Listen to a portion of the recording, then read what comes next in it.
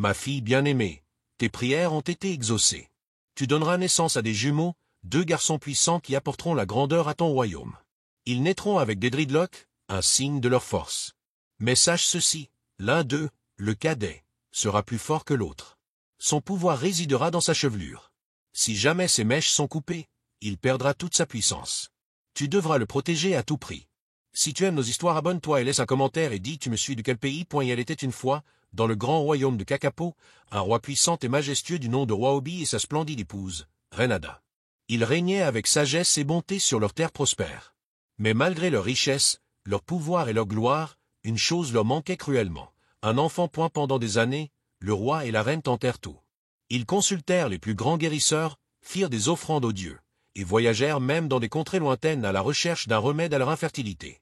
Mais rien ne fonctionna. Le palais restait silencieux, privé des rires et des cris joyeux d'un enfant. Peu à peu, les murmures se propagèrent dans le royaume. Certains disaient que les dieux avaient maudit le couple royal. D'autres prétendaient que la reine n'était pas destinée à être mère. Chaque nuit, la reine Ada pleurait en silence, priant pour qu'un jour, elle puisse serrer son propre enfant dans ses bras. Mais un matin, après une nuit sans sommeil et noyée de larmes, elle décida d'agir.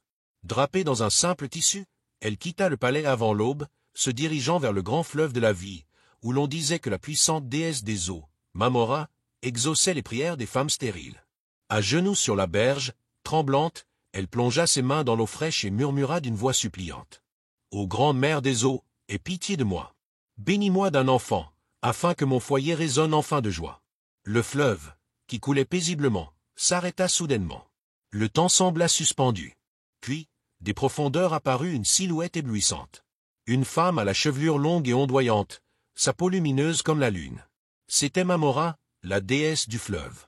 D'une voix douce mais puissante, elle déclara. « Reine de Kakapo, tes prières ont été entendues. Tu enfanteras des jumeaux. 2 garçons puissants, destinés à apporter la grandeur à ton royaume. » Les yeux d'Ada s'emplirent de larmes de joie. « Merci, grande déesse. Merci. » Mais Mamora leva la main, imposant le silence. « Écoute bien, femme. Ces enfants seront spéciaux. Ils naîtront avec des dreadlocks, symbole de leur puissance. Mais retiens ceci, le plus jeune des 2 sera le plus fort. Sa force résidera dans sa chevelure. Si jamais ses mèches sont coupées, il perdra tout son pouvoir. Tu devras le protéger, coûte que coûte. » La reine hocha vivement la tête, son cœur battant à tout rompre. Elle jura de suivre les instructions de la déesse. D'un dernier mouvement gracieux, Mamora disparut dans l'eau, laissant Ada fixer les vagues qui s'apaisaient peu à peu, un mélange d'excitation et de crainte envahissant son esprit. 9 mois plus tard, le royaume de Kakapo explosa de joie. La reine Ada avait donné naissance à 2 magnifiques garçons. Les tambours résonnèrent, le peuple dansa du matin jusqu'au soir. L'aîné fut nommé Peter. Il était fort et sage. Le second, Paul, semblait enveloppé de mystère. Dès son premier cri, il était différent. Sa voix puissante fit trembler les murs du palais. Ses petits poings restaient toujours serrés, et dans ses yeux brillait une étrange lueur. Et, comme l'avait prédit la déesse, les 2 garçons naquirent avec des dreadlocks épaisses couvrant leur tête. Le roi Obi et la reine Ada se souvinrent immédiatement de l'avertissement. Les cheveux de Paul ne devraient jamais être coupés. En grandissant, il devint évident que Peter et Paul n'étaient pas des enfants ordinaires. Peter était intelligent, toujours à l'écoute des sages du royaume. Il s'entraînait avec les meilleurs guerriers, apprenant l'art du combat et du leadership.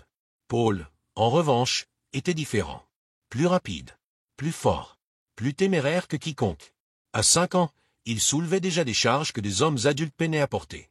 Son rire résonnait comme le tonnerre, et, lorsqu'il s'énervait, la terre elle-même semblait trembler sous lui. Un jour, en jouant avec les gardes du palais, Paul poussa accidentellement un homme adulte avec un seul doigt. L'homme vola sur plusieurs mètres avant de s'écraser au sol. Le royaume entier commença à murmurer sur la puissance du garçon. « C'est un enfant des dieux », disaient certains. « Aucun humain ne devrait posséder une telle force », murmuraient d'autres, effrayés. Tandis que Paul devenait un guerrier redoutable, adoré pour sa force légendaire, Peter nourrissait d'autres ambitions. Il était l'aîné et se considérait comme l'héritier légitime du trône. Mais il n'avait ni le courage ni la puissance de son frère. Malgré son entraînement, la peur lui rongeait toujours le cœur. Un matin, le roi Obi emmena ses fils dans la grande forêt de Kakapo, une terre sauvage, remplie d'arbres immenses, de rivières indomptées et de bêtes féroces. Un vrai roi ne se contente pas de s'asseoir sur un trône. Il doit connaître et comprendre le territoire qu'il gouverne. Excités, Paul et Peter chevauchèrent aux côtés de leur père, s'enfonçant dans la forêt. L'air était empli du parfum des feuilles fraîches et du chant des oiseaux. Mais dans l'ombre, un danger mortel les guettait. Soudain, un rugissement effroyable retentit. Les chevaux hennirent, terrorisés. Avant qu'ils ne puissent réagir, un lion immense, aussi grand qu'un buffle, bondit hors des buissons, ses crocs luisant sous la lumière du soleil. « Un lion !» cria le roi, dégainant son épée. Mais avant même que le roi ne puisse attaquer, Peter poussa un hurlement de terreur et prit la fuite, disparaissant dans la forêt.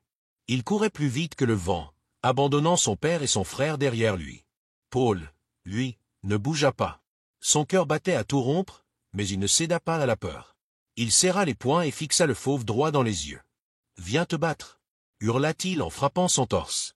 Le lion rugit et se jeta sur lui. Paul ne recula pas.